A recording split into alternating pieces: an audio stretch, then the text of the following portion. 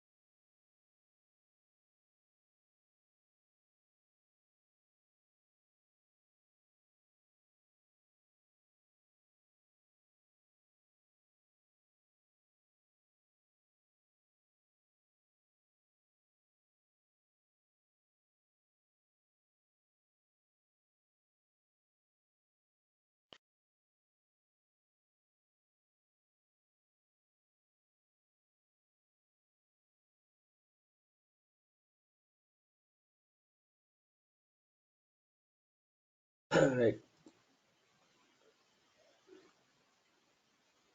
So DML operations, we'll continue the DML operations, the session. The DML operations that we perform using DML statement. The DML operations that we perform using DML statements are called atomic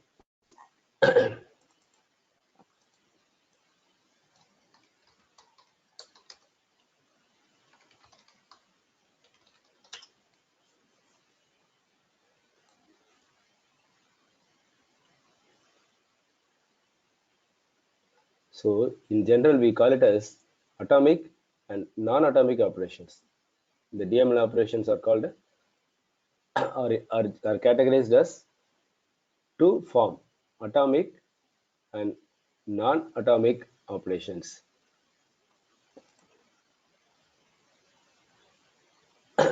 Okay, so the record we insert using DML statement. The record we insert using DML statement are called atomic operations. So what do you mean by what it is? What does it mean when you say a DML operation is atomic operations? All records will be processed, or none of them will be processed. Your atomic operation says all records will be processed, or none of them will be processed. I prepared a part 2 notes for you guys. That's what I'm looking for. I prepared part 2 notes, Apex. So those book I will share with you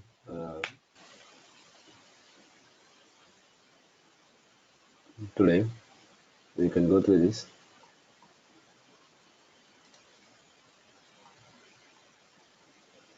So atomic operation means you perform all records or perform none.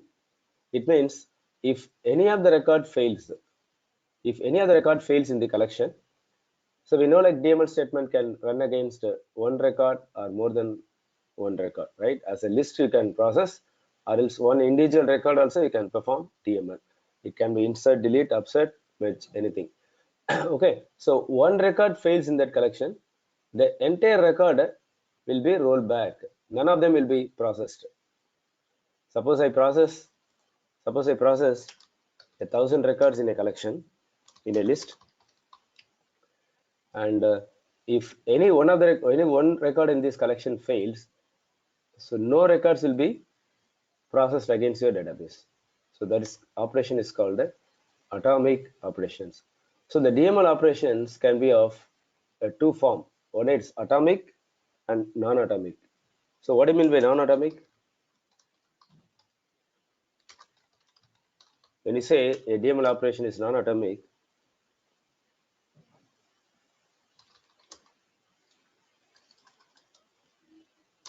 all records are A partial records will be processed.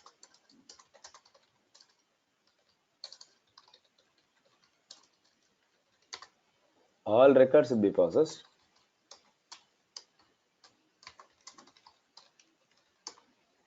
Or a partial record will be processed in case of error.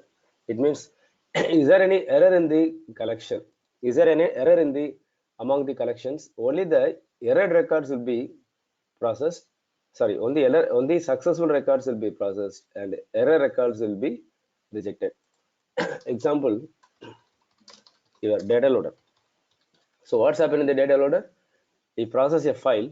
If any other records fails due to custom validation error or invalid data, only those records will be saved to the error file.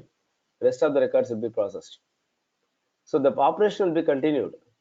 The operation will skip the error records, will skip the issued records, whatever the records having issue, and it will process the rest of the records. So that is your non-atomic operation. So there are two forms. There are two forms of DML. There are two forms of database operations. One is atomic and non-atomic.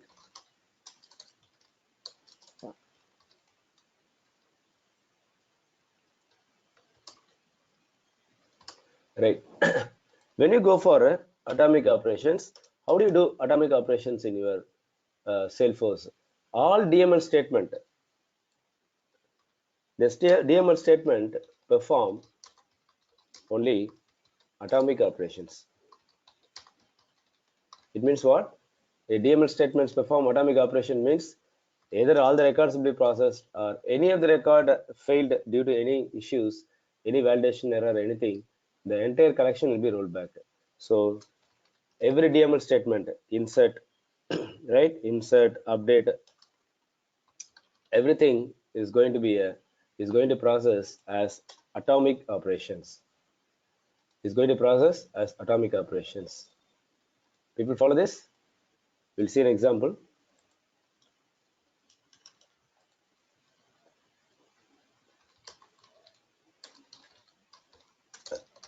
So remember, your DML statement does atomic operations. Atomic operations using DML statement. Right. See, I have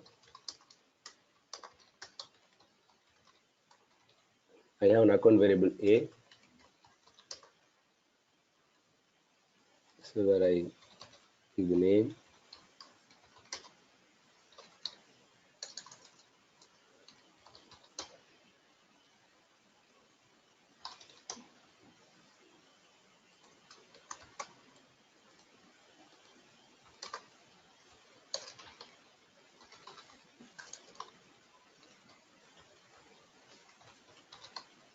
I have a record.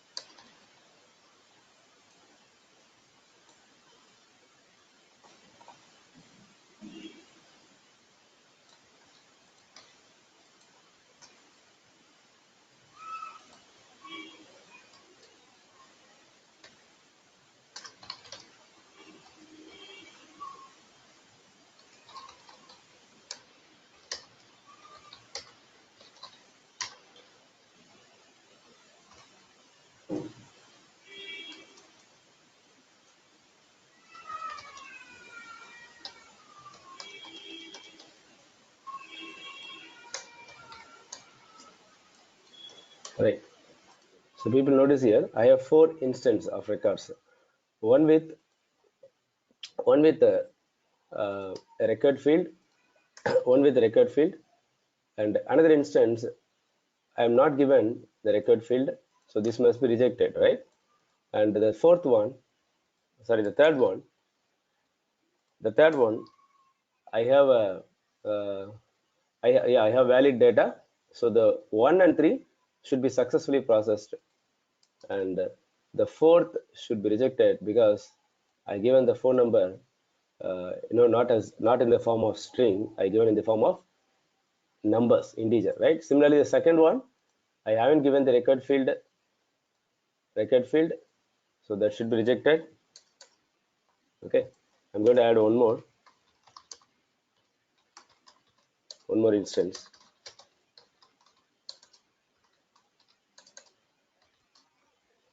So where I'm going to give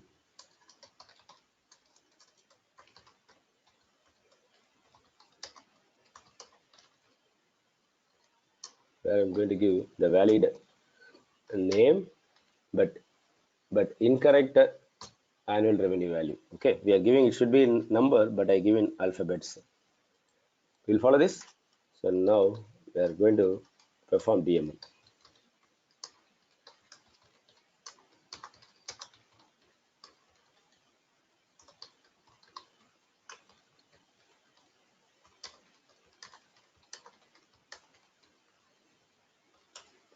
So we are going to perform using a DML statement. So a DML statement says the DML is performed an operation in the form of atomic operations. It means you perform all records or do not process any of them in case of issue or in case of error. Got me? So any one of the record got issues, then none of them will be inserted. That is your DML statement.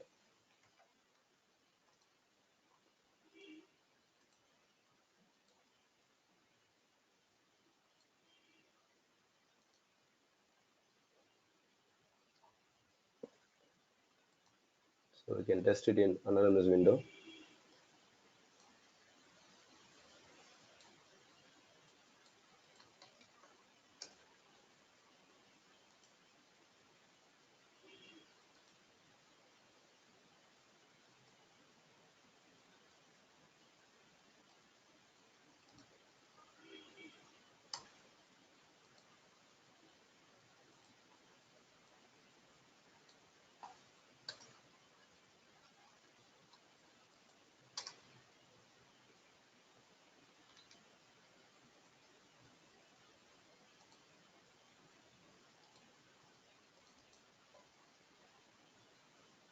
Okay, so this validation is happening here itself. And revenue.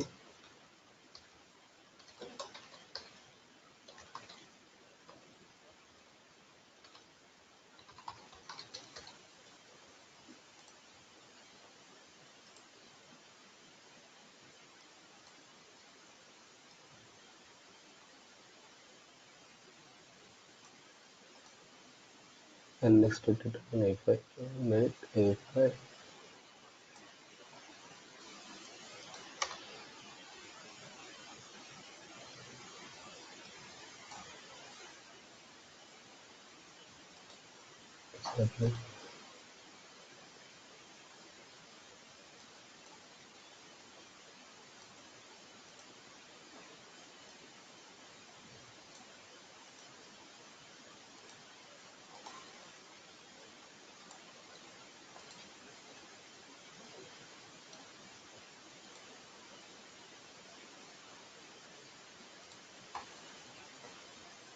Yes. See, this is a scenario now. Okay. So I have a record with valid data. I have a record without a record field. I have a record without record field, and I have 2 more instances, and I'm trying to insert. So what happens here? We got issues in the line number 6 in the DML statement. So it says like the record field is missing. The record field is missing for A2. So it means the operation is stopped and none of the record is inserted. The entire collection is not processed. Even the valid data is not processed. If you process A1 alone, the record will be inserted. But along with the collection, if you process using DML statement, it becomes an atomic operations. Any of the record failed, none of the record will be processed. So that is the case in your DML statement. So DML statement will process all the records or none of the record will process if any of the record is failed due to any issues. It can be a validation issue or it can be record field missing, whatever. So none of the record will be failed, inserted. So how to do a non-atomic operations in Salesforce in Apex? How to do the non-atomic operations? This type of atomic operations is preferred when you like to roll back all the transactions if any of the transaction failed. Suppose the case of your banking, right? We credit the money from one account. It means you transfer the money from one account and debit it to the other account. Okay, so the money is deducted from the source account and it goes to the other bank. When it process to deposit transaction is happening, any issues, then only I do not want only the part of the transaction to be committed. If any issues occurs in the recipient end, the entire transaction needs to be rolled back. The entire transaction needs to be rolled back. I do not want the partial transaction to be happened in the case of example like a money transfer, because one end the money is deducted and other end if any issues occurs while depositing the money, while debit the money, then while credit the money, then I should stop the entire transaction and roll back all the transaction happening in the transaction process. So that's the kind of atomic operations we go for. So when there is an issue, I do not want to commit the sum of the records. I would like to roll back all the records. Then we'll go for atomic operation using DML statement in Apex. So when I can go for non-atomic, how to do non-atomic operations? The DML operations can be done in two forms in Apex. One using DML statement, other using database methods. So database is a system-defined class, and we have a static methods in the class, which will accept an argument, either object variable or object list, comma, an optional parameter, Boolean parameter here. An optional Boolean parameter here. So this Boolean parameter decides whether a database insert is going to be atomic or non-atomic. The Boolean parameter, second parameter, decides whether it's atomic or non-atomic, and basically this is optional. For example, we repeat the same example here. We repeat the same example. So instead of doing with the DML statement, I'm going with a database insert method. Insert, as an argument, I pass ACC list, and second parameter is optional, so I don't give this. If I do not give the second parameter, then the Boolean parameter, I mark it as a flag. The flag becomes true. The flag becomes true. When it is true, by default the second parameter flag becomes true. When it is true, then it is an atomic operation. It means it is equivalent to your DML. It is equivalent to your DML statement.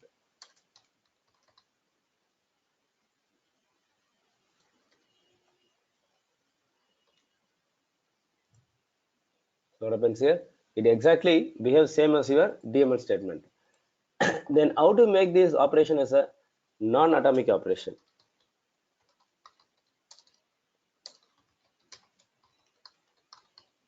It becomes non-atomic when you give the second parameter as false.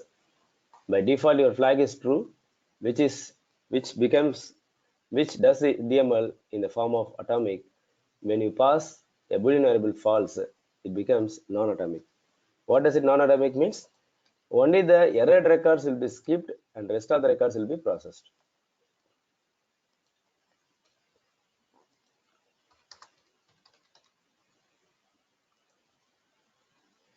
Successfully processed. So let's go and verify. So 1, the 2 and 3. 3 is also accepted. The phone number doesn't have that validation. Fine. So 1, 2, 3 are accepted, and there is a record without record field that got rejected. So the atomic operations basically reject all the records or process all the records. So non-atomic says only errored records will be rejected, rest of the records will be processed. Right? We can say an example, a data loader where any other record fails, only those records will be captured in the error file. Right? So what happens in this case? How to get to know which record has got failed? I may have multiple records. I may have processed and 500 records, for example, and there are 50 records got failed.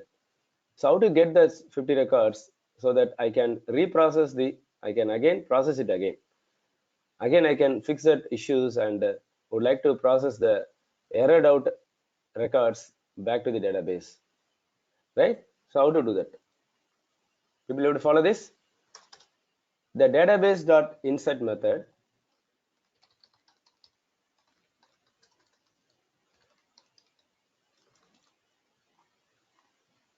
so this is a method definition. The return type of this method is going to be database dot save result class. The return type of the method is going to be database dot save result class array. A array of save result class is going to be the return type of this method. If you see the definitions of the method in your Apex guide, you will see in this form: public, and this is a return type. People follow this? So these are definitions of the method. So the return type of the method is going to be an array of database.saveResult. Got me? So this is a complete syntax of your database.insert method. So in this case, I can store the result into another variable of database.saveResult array. I can do this. So what this save result will hold? It will hold all the status of the records processed in this database.insert operation. Every status, successful and error status. If it is successful, then you will see an ID of the record will be generated that will be saved into this array of save result variables. And if any record got errored out, then what is the error? And which field has got errored out? Every details about the error will be stored in the save result array. So basically, when you give the flag false, your atomic operation become non-atomic, and the method is going to return a result in the form of array of save result class type belongs to a method type belongs to database class, and so that when the flag is false, I can store the result. When the flag is false, I can store the result into database.saveResult, so that I can analyze this result. I can iterate this result and get to know which record got failed and which record is successfully processed. So those records I'll get ID. Right? Only successful records I get ID, and non-successful records I can able to analyze it and get to know what are the issues in the records so that I can process it again. People follow this? Will follow this? So let's do this. Let's insert one more record here.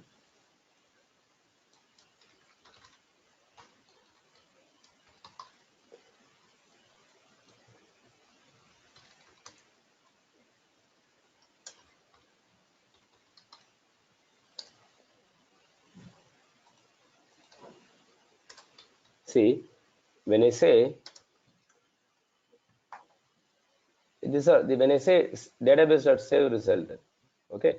So this is a class and this is a namespace. And what about this?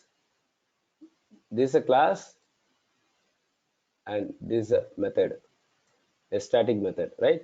So these are all predefined classes, a predefined methods, a predefined classes. They group all the classes under one particular library, the related classes. So your DML operations, right? Anything related to database operations are grouped under or belongs to the database class, and which itself belongs to some namespace. Got me? So see here, this is a class belongs to namespace called a database.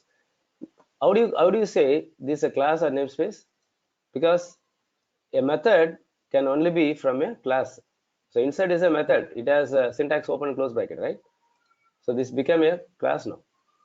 Okay, and we also have a namespace here because this is not a method, right? This is a class, a array of class type, a array of class basically. So this belongs to the namespace. So these are all predefined namespace methods in the Salesforce platform. Got me? So the database.insert method is going to return the result. Return type is going to be a database.save result.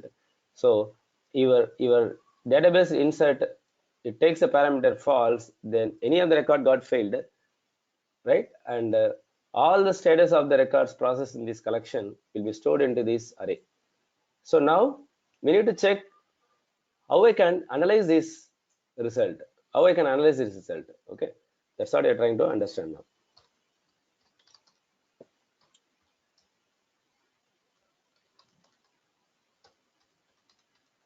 Right. What I'm trying to do here, I'm just trying to insert 5 instances. I'm trying to insert 5 instances.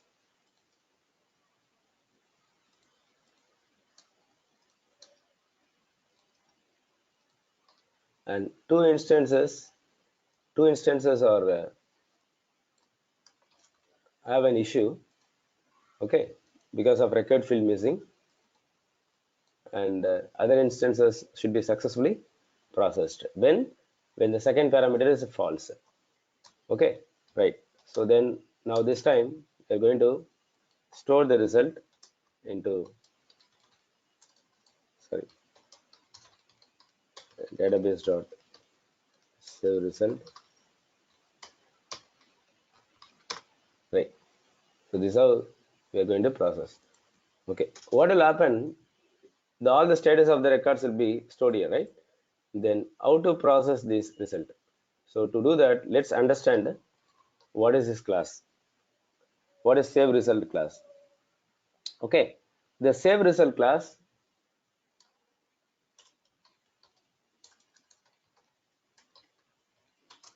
save result is a predefined class, belongs to a library. Library is nothing but namespace called database net, right? Database basically. This is a namespace, right? So what is the class and what are the result? What are the methods the class has? The class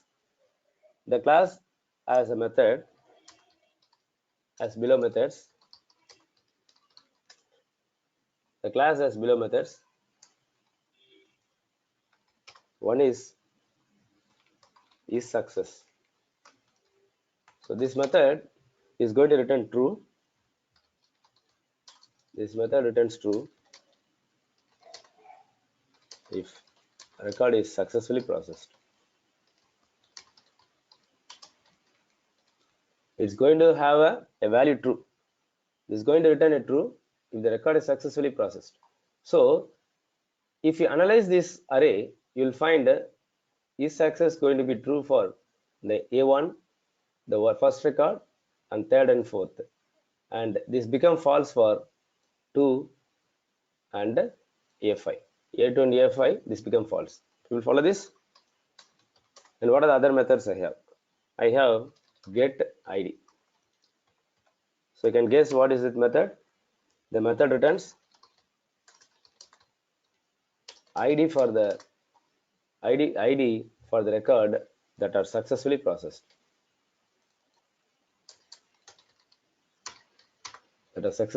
So you will get ID for only for A1, A3, and A4.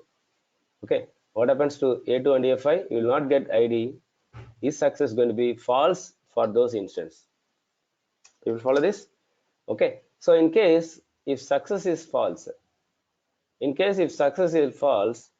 then where I can find all those errors? There is a method called get error. So this will have a value when is success is false. You will follow this. This method is going to have value, is going to return value. This return values returns the details of error record when is success return false. People follow this. What is the return type of this method? We know the return type of this method is a boolean, and return type of this method is a string. It means ID. And what about the return type of this method? The return type of this method is going to be,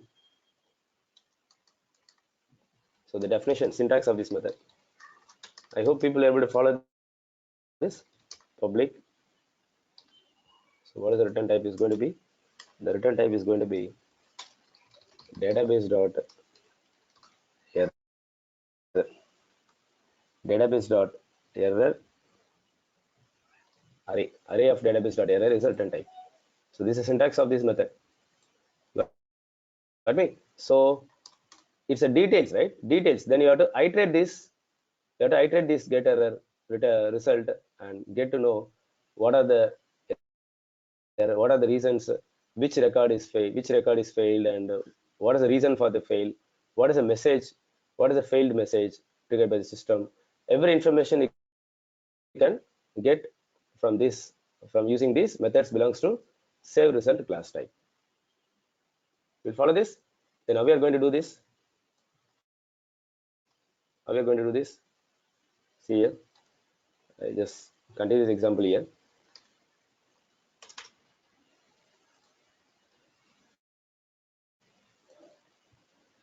People go to this.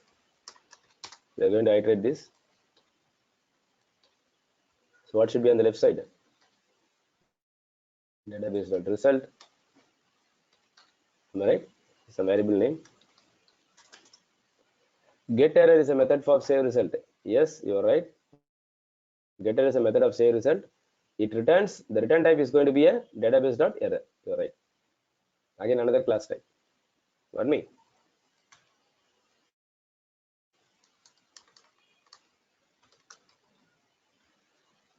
Right. Now, my objective, display the ID of the record if the record is successfully processed. So every record will have a row here. Every record in this collection will have a row here. The status of the DML operation for each and every record will have a row in this, because that's the reason it's array. Okay. So we are iterating this array. So how to call the instance method? So all these are instance method. So this is an instance sr dot is success. When the method returns true, when the record is successfully processed. When the record is successfully processed, I can display the ID.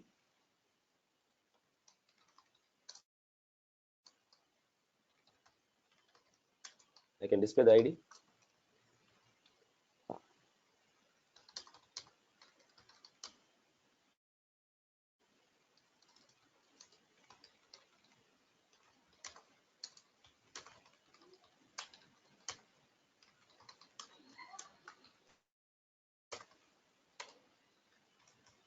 You got this? Right. What is the else part actually? Else part, we are going to analyze the failed records. We're going to analyze the failed records. Okay. So when is success is false, it means record is failed and we'll not have ID, but we are going to have a details of the error. So get errors is the one we are going to analyze here. So get error is going to return a result in the form of database.errors. So within a block, if else block, I'm going to do this equal to sr dot get errors. We will follow this. So when the errors, when we got the error, it's going to return the details of the errored records, right? So those return type is going to be a database error. So I store it here. Am I right? I store here. Now what is the object? What do you have to do? We have to analyze this, right? So database error, we have to analyze it. So I already mentioned here, this is a return type. Okay, so this is a return type. Now the question is how we are going to analyze this.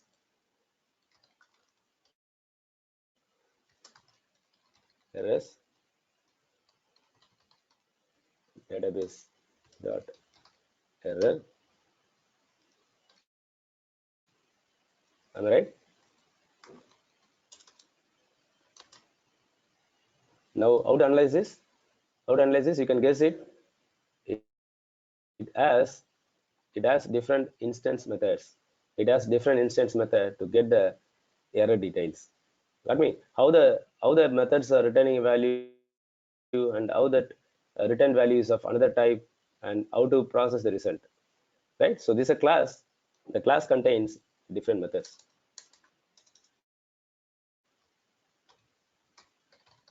The class contains below instance methods. We'll follow this. The class contains below instance methods. What are those methods? We have a get field. We have get field. So this method is going to returns an array of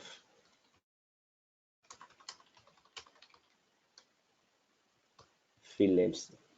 Okay, whatever the field got an issue, if more than one field, array of field we can get. Okay, and message. So what is the error message? You'll get the error message details. So this returns the error message in the form of string. And we have a method called get status code. So this method returns a code, the code of the error. It means, okay, depends upon the error, we get a status code here. So this less importance. This is the most frequently used a method among these database error record. So now what I'm going to do, I'm going to display the error.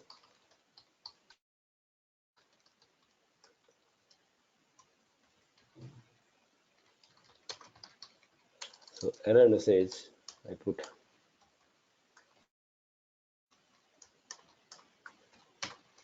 okay, here dot, what is the method? Get message. Enough, we will follow this, and you'd like to get the field. What is the field? Okay, that encountered issue, error fields, here dot get fields. If you like to know the status, the code, error code,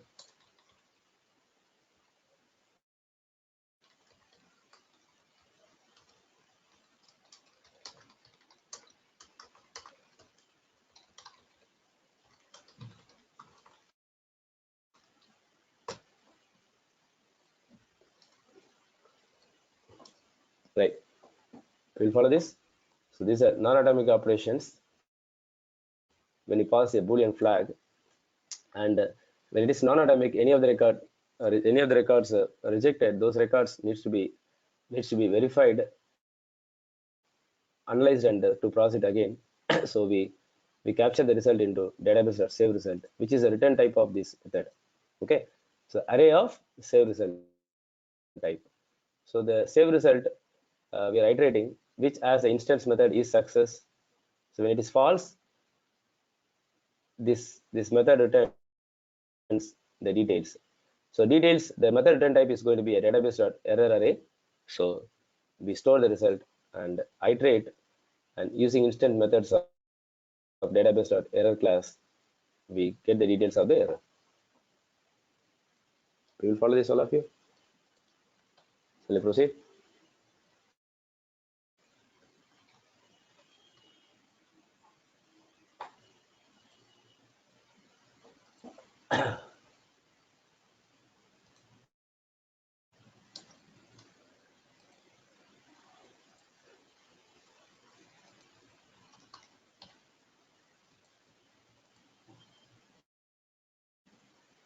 Variable doesn't exist. Okay, it is SR and this is ER, am I right? Okay.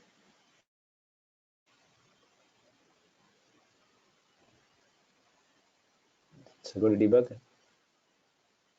Right, this is what I got. If you see here, the first record, the first one got successfully processed. So the ID has been generated.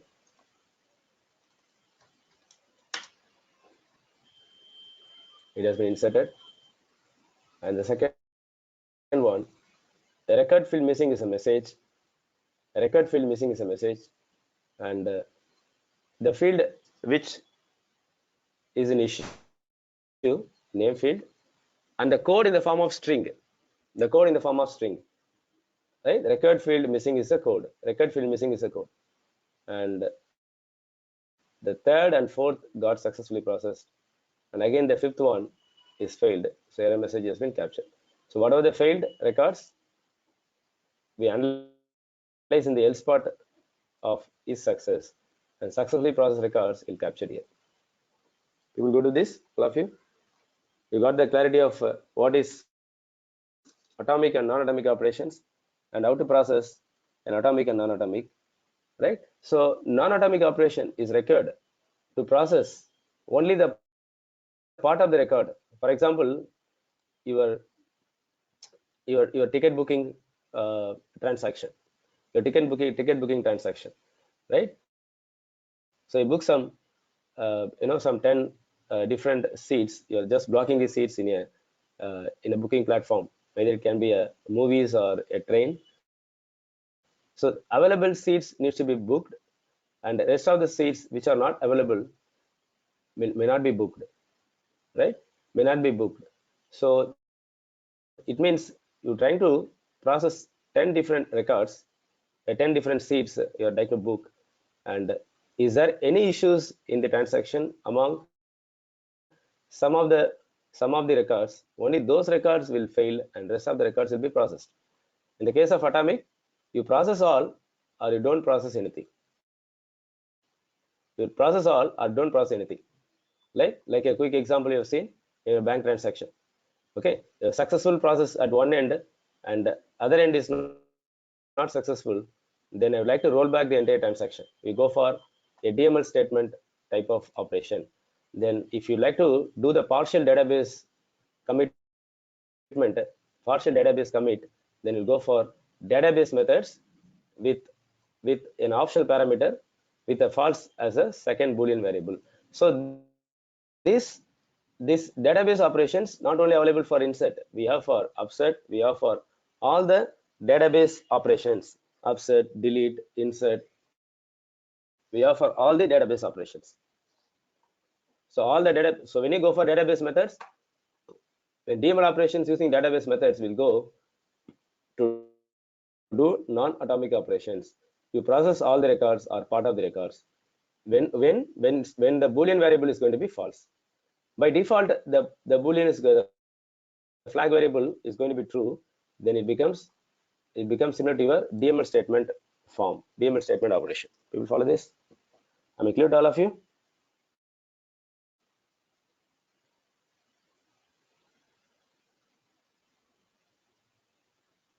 Clear, sir.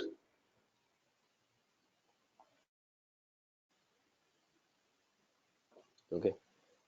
The Rajat, the database dot save result, does it have both the success and the failure results? Yes, that's what we have understood here, the senior. If it is success, we Okay. get the ID. Okay. Okay. Yeah. Yes. The Sir, ID will not in have the any value here. The ID will not have value here, and the get error will not have any details here. That's what you need to understand. If a successful record successfully processed, then you cannot get you this will be null. This is going to return null. If the record is successfully processed, then the get error will not have any value. For records where the is success is false, you will not get ID.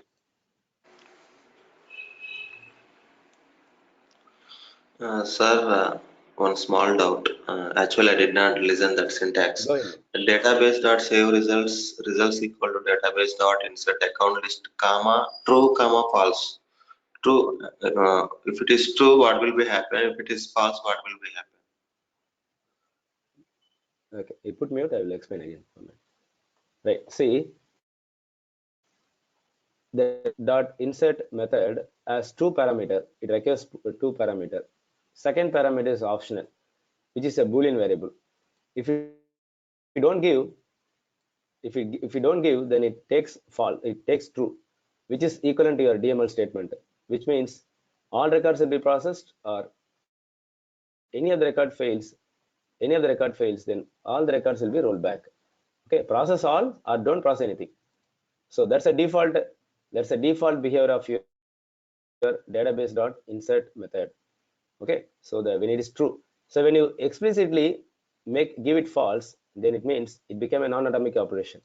You process all the successful records. It process only successful records. That's a no, that's a transaction. That's a type of operation it does. When the second parameter false, you do you only perform all the successful records. You only process all successful records. Any other record got failed, so reject those records and proceed with the rest of the records, like your data loader operation. Okay, then the method is going to return a save result when you make the flag as a false. Because reason, we can track all the status of the record processed. So it can be successful or not successful. Those things you can track it in there under database.save result. You'll follow this? Okay, sir. Right. So we have a a database transactional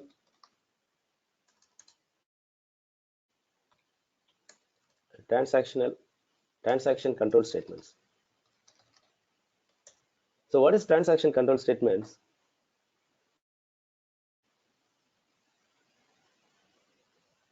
Using this, we can set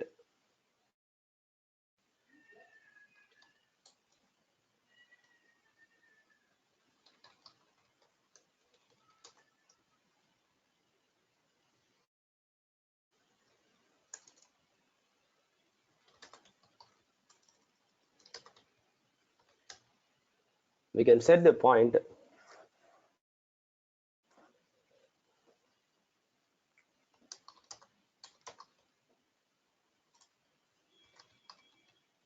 We can set the point in the program.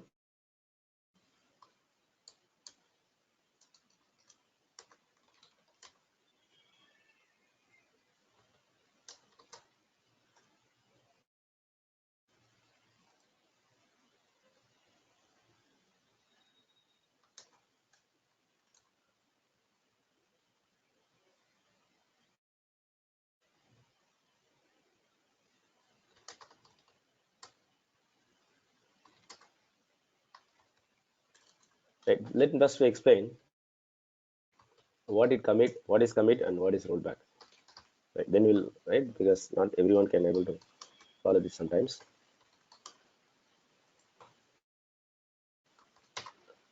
The commit is nothing but save the changes. Am I right? Save the changes permanently. So this is a terminology we are using in database operations, right? Commit means save the changes permanently. What is rollback? Undo the changes, right? Whatever the changes, whatever you saved, I would like to roll back again. If you just saving some document, for example, then we undo the document, right? We'll undo the document with the undo feature in the documents, right? So we just saved it and again you roll back. When you roll back, what happens basically? Suppose this is my document. Okay, the document is already saved. I have a document called student dot docs, and I have some details here. Okay, right. So this is a document already saved. I open the document. I open this document and I add some details here. So what I'm adding? I'm adding along with this one. And I add some salary details something. Got me? I add some salary details something. Then I modify this into like this. Then I saved it. Then I save this. Okay. Then I save this means it's a committing, right? I'm committing the data. So it's you can exactly compare this with your table. So okay, I just have some data in the table and I modify the table by performing a DML update operation. Okay, I can say update here. I update this. Now I would like to undo the changes. I would like to undo the changes, right? So in this case, what I can do, I'll go for rollback operations. I go for rollback operations. When I do rollback, right, it means in your document it's going to be undo, right?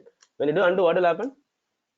The changes will be rolled back till to the last state of the commitment. So when you undo this, what will happen? The salary part will go off and this will go off, and again you're going to get the status in this form. Got me? So till to the last state of the database commitment, when did you save the last? The save statement was executed, right? So till to that, your transaction will be rolled back. So that's what the default behavior of your rollback. Rollback is again another database method in your database class, using which I can roll back. Okay, suppose I'm open the document and I updated the details, and now when I roll back, I do not want to roll back my entire transaction. I would like to set here some point. I would like to set here some point. Say I make it as I call it as a save point, and I give some name here, sp1. Okay, I'll give some name here, sp1. Then here I'm going to roll back. So now what will happen in this case? The rollback will not happen till to the city, to this line. The rollback will happen only to the salary field because I set the state here. So do not roll back everything. Roll back till to this point. So every changes that I made before this point, let it be permanently saved into the database. People follow this? People follow this? So when I do roll back, by default when you roll back, the database will roll back till to the last commit, last save, last update statement. But I can also explicitly set the state, set the save point. So only roll back only to my save point. The save point says do the changes permanently till to this point. So whatever changes you do in between before this, that will be permanently stored. That will be permanently stored, cannot be rolled back, because we set the point explicitly here. When I go for rollback, when I found any issues in the database operations, I would like to roll back only till to this point, not before this. So this point can be set, and we can also explicitly run the rollback. So rollback says rollback till that a particular save point, and rest of the transaction you made before the save point, that will be permanently committed to the database. We will follow this, which is comes under a transactional control. We control the transaction. We control the transaction with the help of rollback and save point. So save point is again a method we are going to use to set the save point in your database operations. We will follow this. We'll see the practical things here.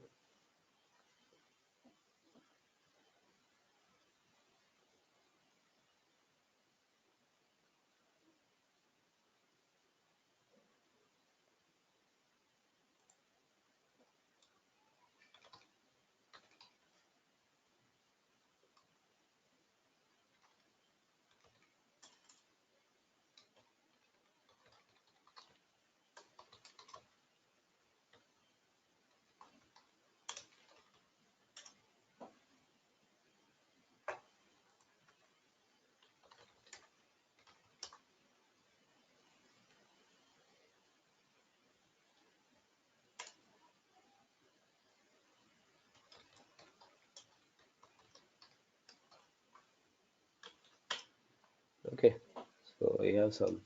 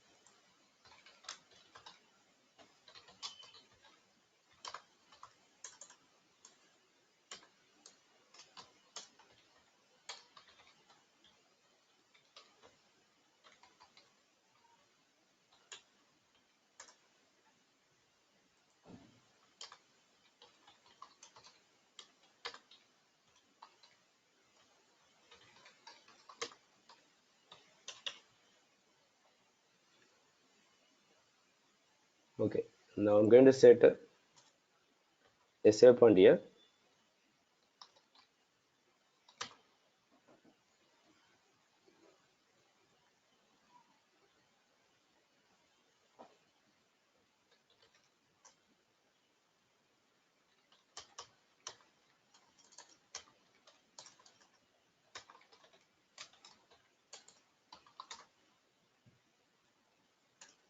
Create a save point.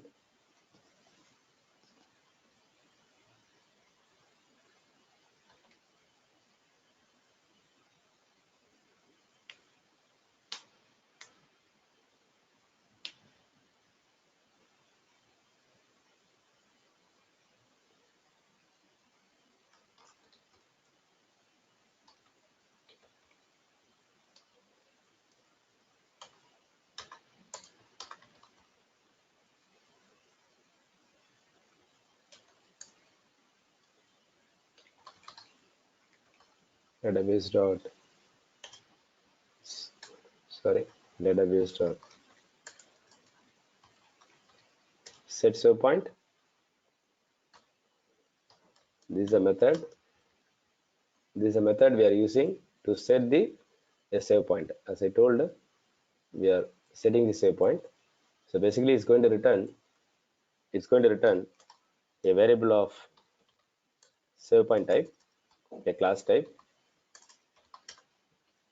sp something. Okay, so this is a instance we are going to use to in another database rollback method to roll back the changes till to this point. So which point I need to roll back? Okay, so using set save point method, we are setting the a save point here. So whatever changes we are doing before this save point, that will be permanently stored. So next to this, see, for example, I'm going to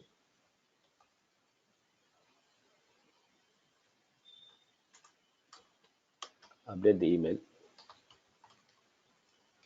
put it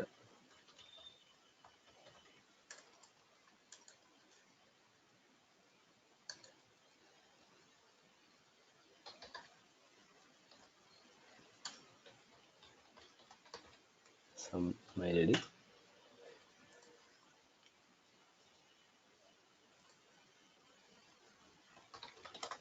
update C.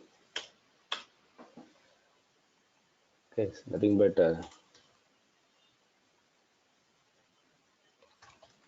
value the email ID, email field.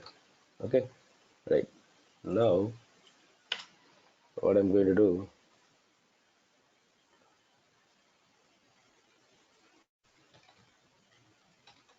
database dot rollback sp.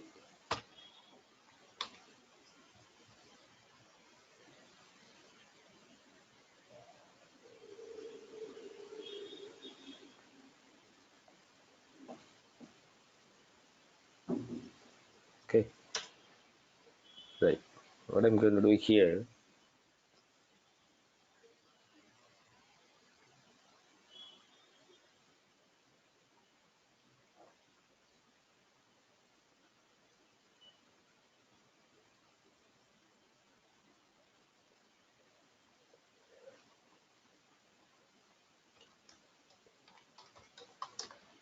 select, okay, select email from account where name equal to ACC name, the name equal to ACC name,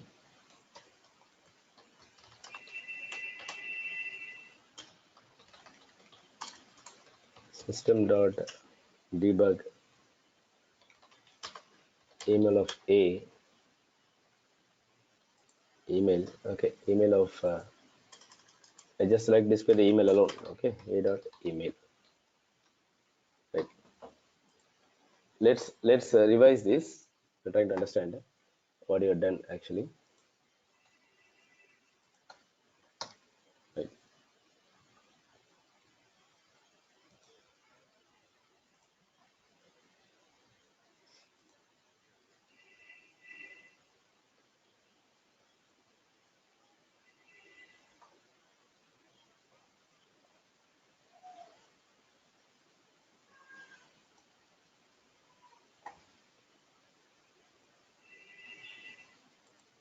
Yes, it's not an email, ma.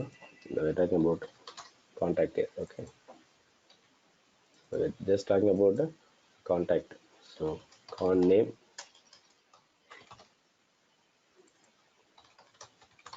last name, contact, C1, C1.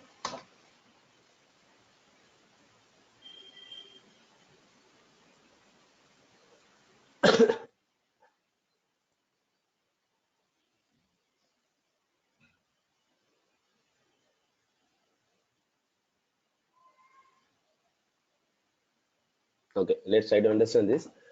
I have a method. I just pass account name and contact name. So here I just insert an account and insert a contact. I insert a contact without email ID, and just set the save point here. Then I pass some email value and update the contact. Okay. Now I would like to roll back. I would like to roll back till to this point.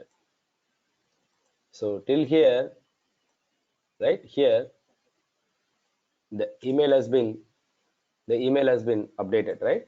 So if you give a debug statement here,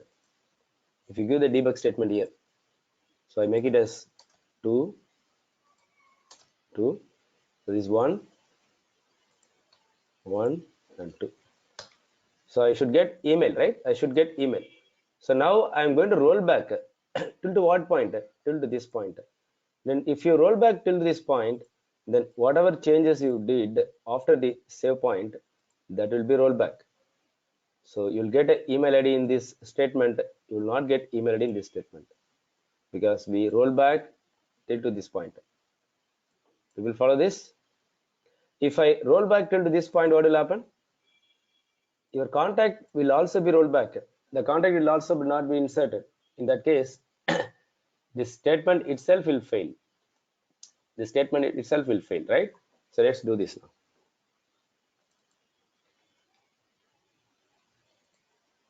People follow this?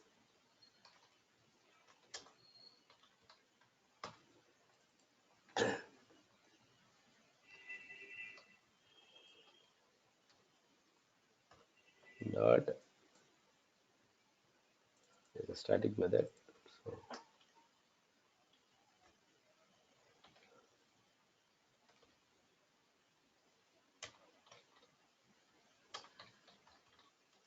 So this account name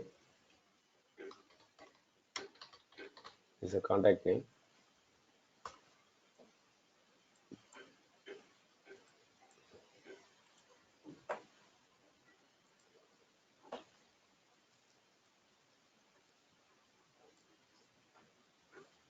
Right?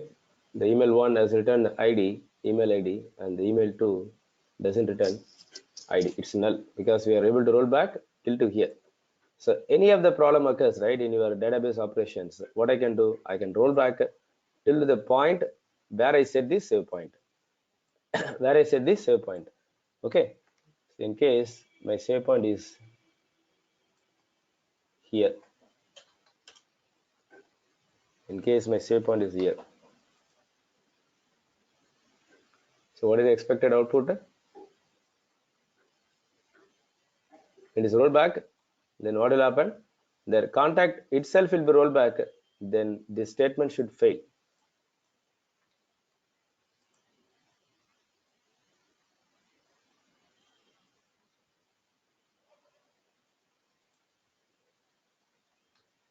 So none of the okay. There is no contact. There is no contact with that name. That's what, right? You got it? People are able to follow this. There is no contact at all in the database because you roll back till to this point. So there is no contact in the database with that name.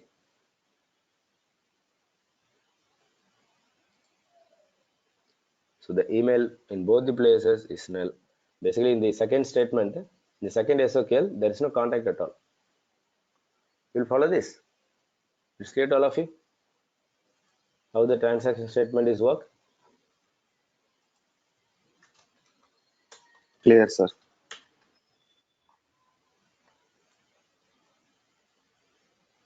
Right. So you can implement this example in different form.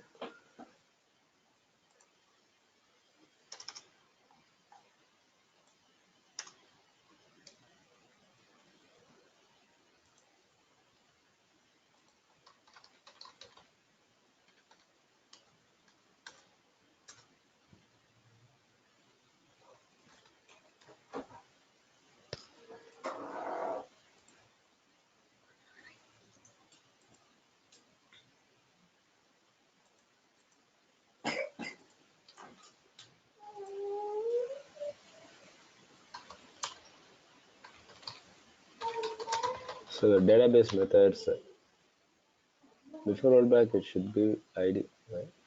Exactly. Yes, you're right.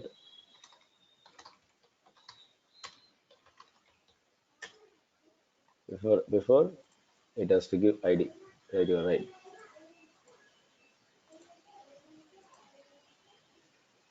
No, ma, that's not ID, ma. That's the email. Can you all wait for 5 minutes? We'll again continue with the and one more topic, SOS. Okay, just hold for 5 minutes. We'll resume it back. Till that, Oh, you can do this. Maybe I will copy this. I'll copy this and put in the chat window. Just try, all of you. okay, sir.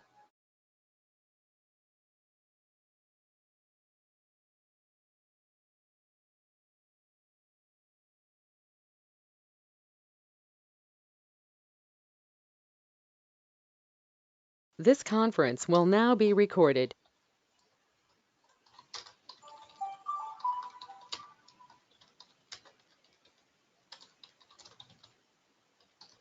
Right.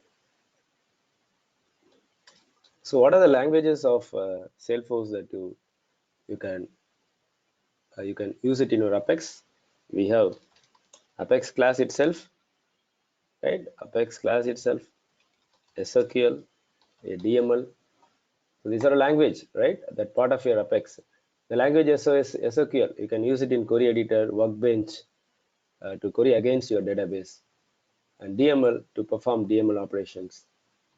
Am I right? And your Apex, your SOSL is similar to your SQL, and it's used to search a text, search a text against your database. Okay, your SQL can be used to search one object and related object. So what is SQL? SQL, your object query language.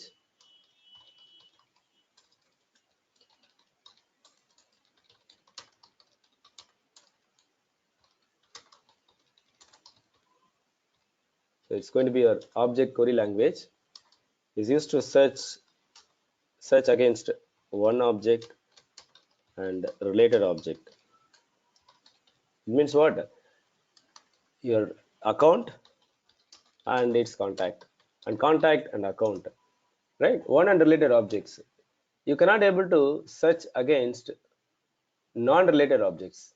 Suppose I need to find any email ID, email in an object and it's related I have some email ID. So that email ID is like to search against all the objects in my database. I cannot do it using SQL. SQL will run against one object only. But SOSL is like your global search. So what global search is doing for you? You search something. So wherever the text found, okay, wherever the text found, your lead and employee are not related object. Your lead and employee are not related object. The people and contact are not related to each other. Okay, so wherever the string that you are searching is found, the results are displayed. So this is your SOSL. So SOSL is basically is used to search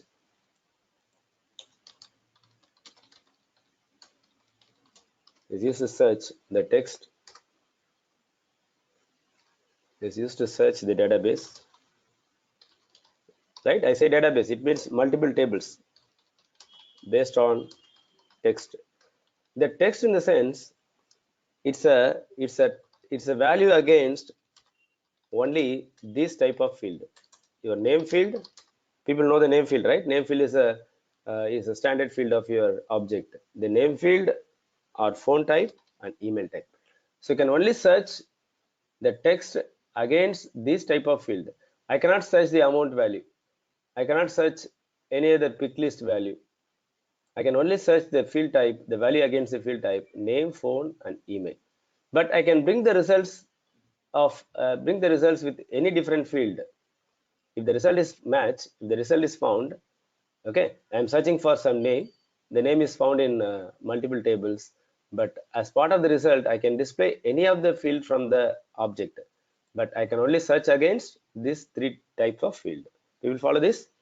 So when you use SOSL to search a text against the database, again multiple tables, and It's used to search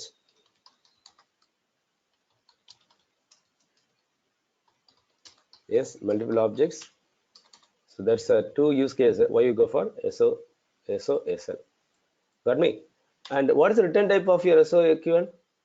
The return type is going to be a list of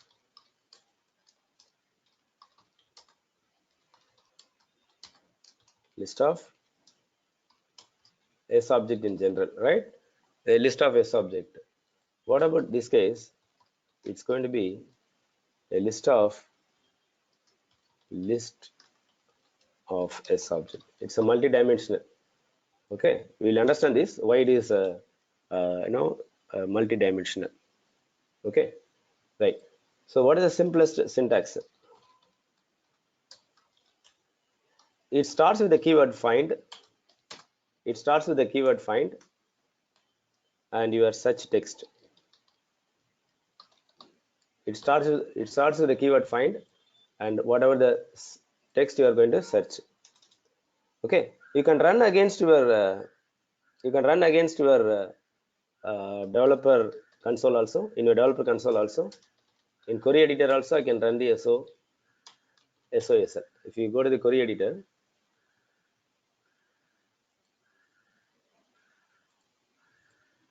find, I'm going to search SFDC meet. So why I use this braces? When you search any text in your query editor, we use braces. In the Apex environment, we use single quotes. Okay, the difference you noticed here. In the case of query editor, we are going to use braces. In the case of Apex, we are going to use single quotes. Okay, we'll see in a minute how to perform SOSL in Apex environment. Right, I click execute. So what happens here? There are 4 tables.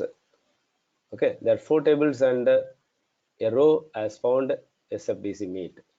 Right, I go to the contact.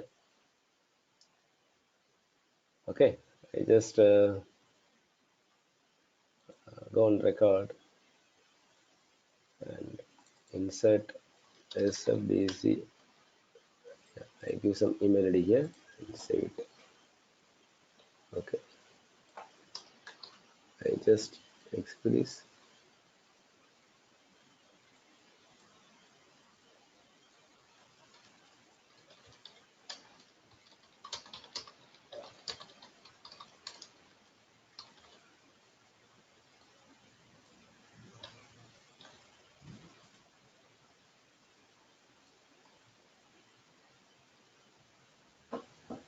SFDC meet. Okay.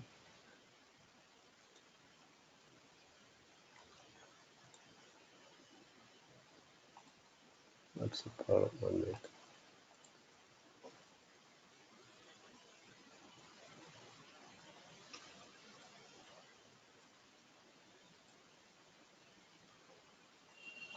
I'm supposed to get here.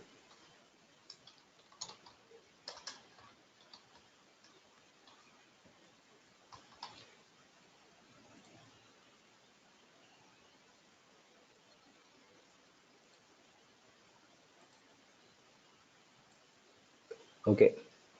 Earlier it was not looking, it was matching for something other text, part of the text. Okay. So now see here, what I get the result here.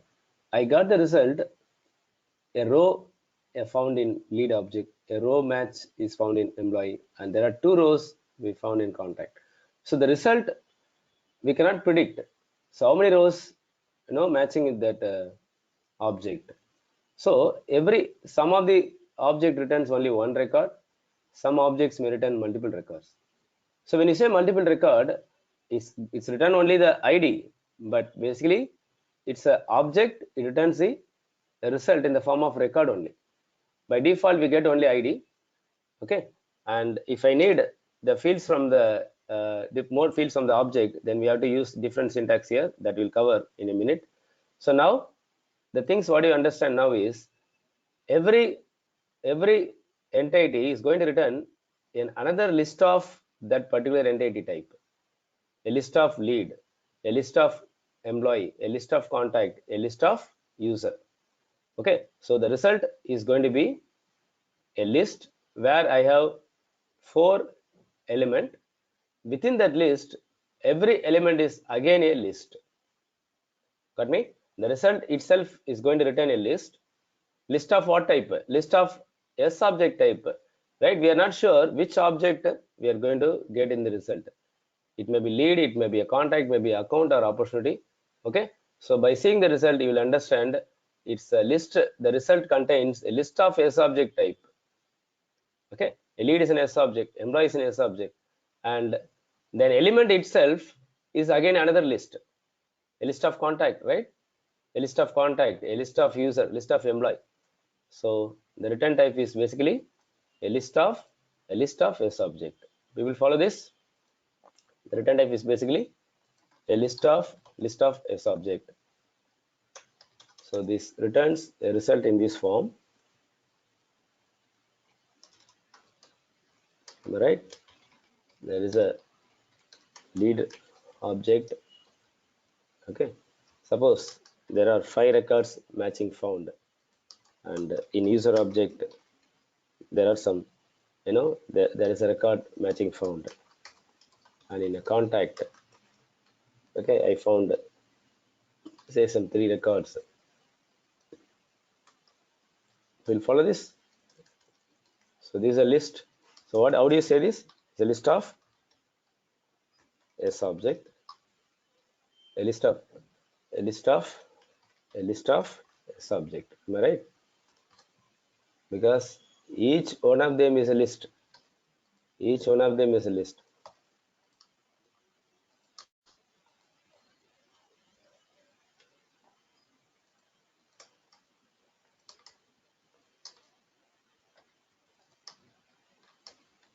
So altogether is going to be a list of S object. Right? It makes sense to all of you. Now, what is the return type of the why it is return type is basically a list of S object. Everyone is able to follow this. So compared to your SQL, it's just going to return a result of one object, right? A result of one object. But what about SOSL? It's returning a result from multiple objects. So by default, the return type of your SOSL is going to be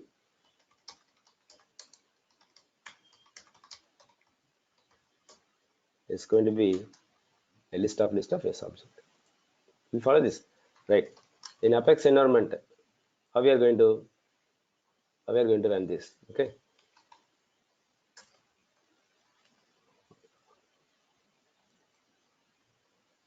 Right. Let's go with the predefined examples. Okay. You say here.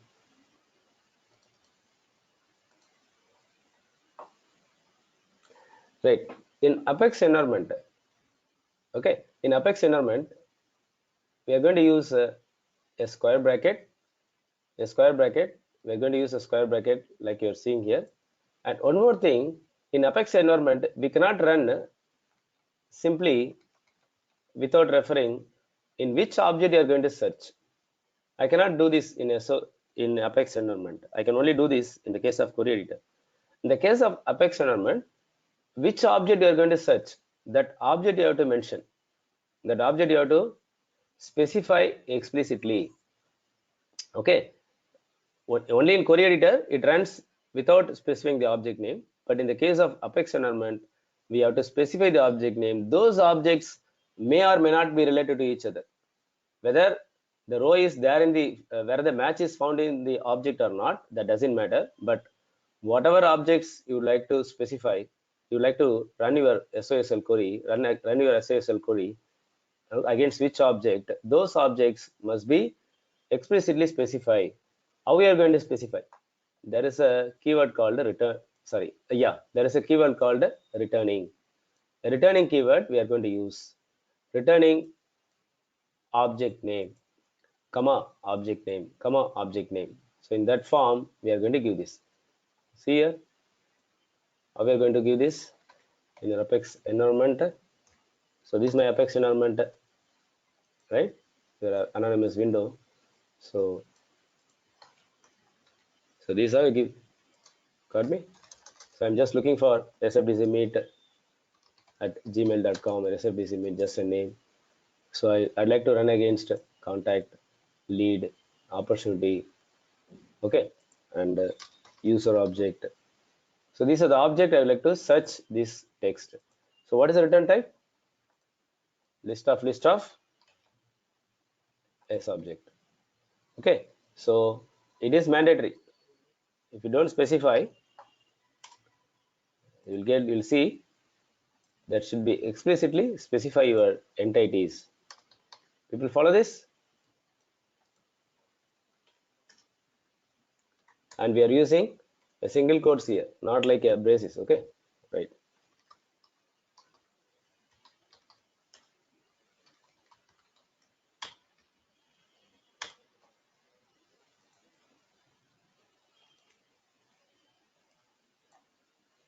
I believe we do not have object like training here.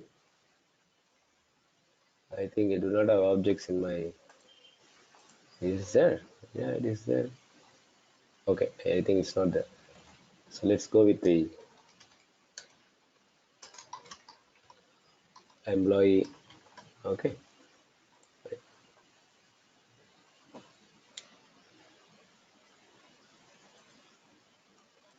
Like, how did I got the result? People notice here.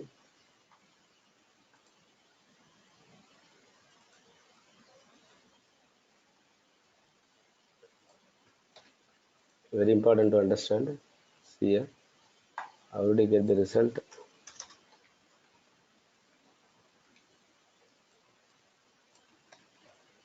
When I do this, I got the result like this. Okay. So it is an array. The index 0 contains this element. The index 1 contains this. What about 2? This index 2, and there is a record which is null in index 3. And what about the next one? So this index 4. Why I say it's index? Because it's a list, right? List of S object. So you can notice here, I have given 3, 4, 5, 6 objects I given 6 objects, right? So index starts from 0. What is the first object? Account. There is no match found in the account object. So it's 0. There is a match. There are 2 matches found in the contact. There are 2 records. Itself is again list, right? And this is a list which has only one element, which is in position index 2. It means the third object we specify. And opportunity null, no match found. In employee there is a match found, and user there is a match found. People follow this?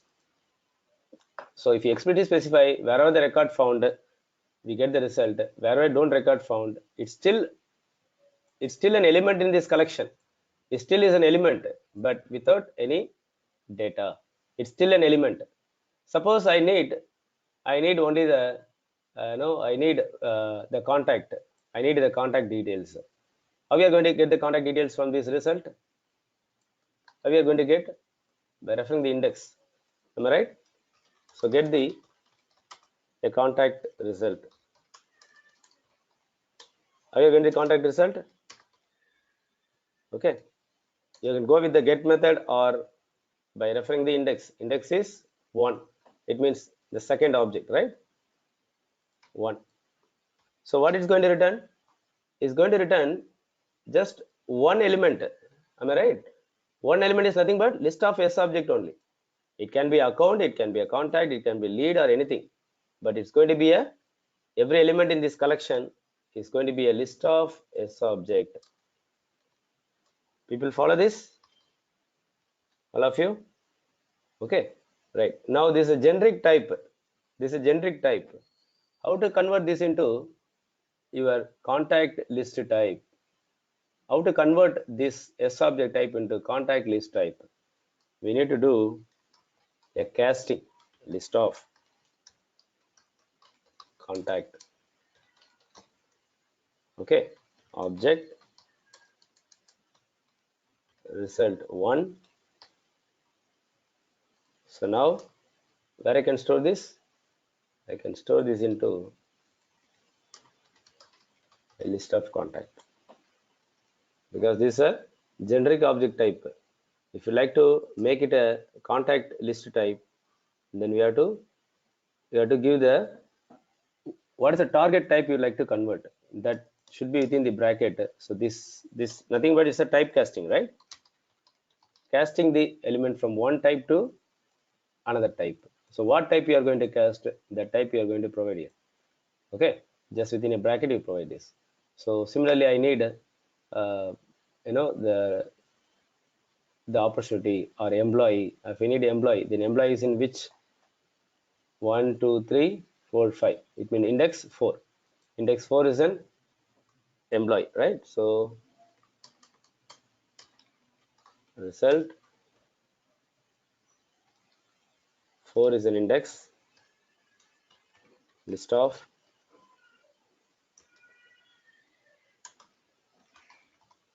employee. If you like to directly store this into employee object, what do you have to do? What do you have to do? You're going to typecast this. That's all. You're going to casting this, right? So convert this S object, list of S object result into list of employee type. So now this will have whatever the record matches found in this collection I can get. You will follow this? It's great, all of you.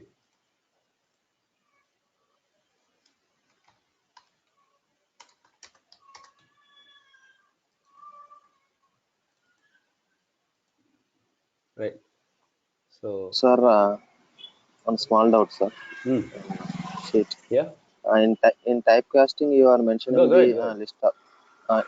In typecasting, you are mentioning the list of contact and list of account, but coming to the first one, you are just mentioned the result one.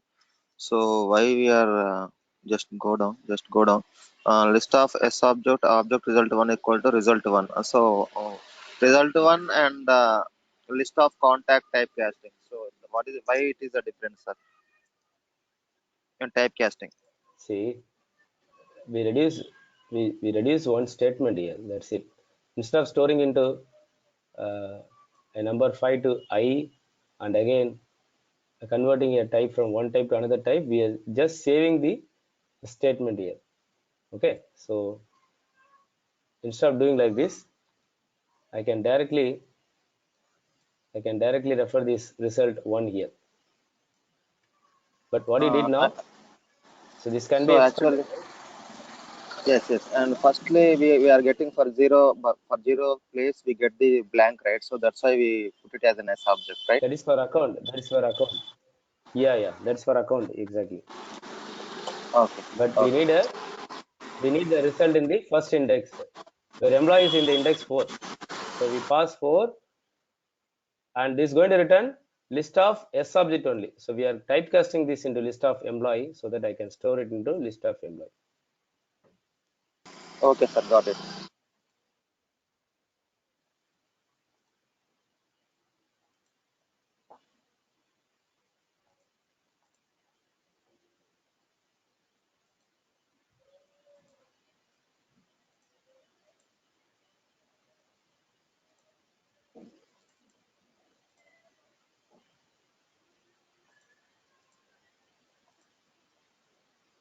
Sir, tomorrow Okay, we we'll have continue with class. the rest. No, Hello. we do not have. We meet on Monday. We have Okay. Monday class. No, we have Monday. Okay. So take care of you. Happy weekend. Okay, sir. Thank